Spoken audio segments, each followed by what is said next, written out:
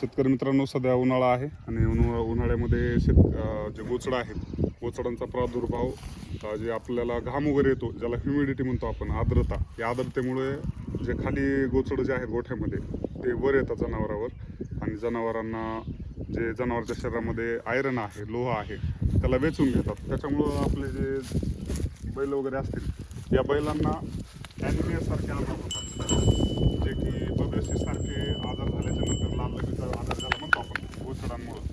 तर त्या ठिकाणी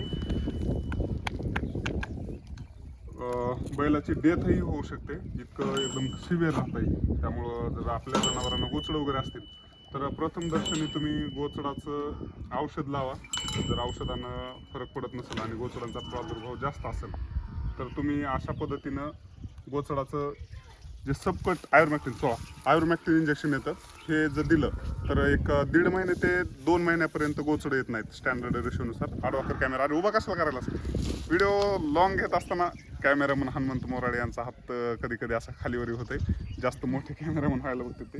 तर या ठिकाणी तुम्ही पाहू शकता, असं इकडे लावून दादा असं चोळायला लागते आणि चोळल्याच्या नंतर ते संपूर्ण जे कातड्याच्या खाली स्प्रेड होतं आहे औषध, ज्याच्यामुळं पॉयझन असते आयुर्मॅक्टिन एक प्रकारचं. ते 20,000वर काम करते. एकतर गोचडांचा बी प्रादुर्भाव नष्ट करते, त्याच्यासोबत लंग्समधील असतील किंवा मग आईजमध्ये असतील किंवा मग इंटेस्टाईनमध्ये जे काही असतील, लिव्हरमध्ये असतील, सगळ्या पद्धतीचे फ्लू आणि जे इकोपॅरासाइट्स आहेत त्यांनासुद्धा हे बसण्यापासून रोखायचं काम करते. तर नक्कीच आयुर्मॅक्टिन हे जे सॉल्ट आहे, हे जे इंजेक्शन आहे, हे तुम्ही आपल्या बैलांना वापरा. त्याच्यामुळे तुम्हाला बेस्ट पद्धतीचे रिझल्ट्स आपल्याला गोचडांपासून वाचवण्यासाठी होतील. त्याच्यासोबतच जनावरांचं तब्येतही चांगली होईल, केसांमध्ये शायनिंग येईल, स्किनचे इन्फेक्शन असतील तर ते दूर होतील आणि बैलांना जे डोळ्यातून पाणी वगैरे येणं, चिचड वगैरे होणं, अशा गोष्टींपासून पण त्यांचा प्रादुर्भावापासून पण नुकसान टळेल तुमचं.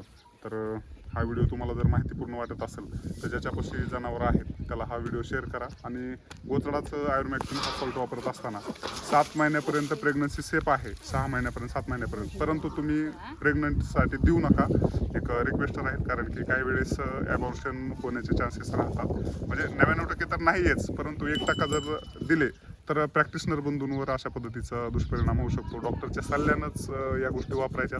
इंजेक्टेबल घरच्या घरी कोणीही टोचायचा प्रयत्न करू नका. धन्यवाद.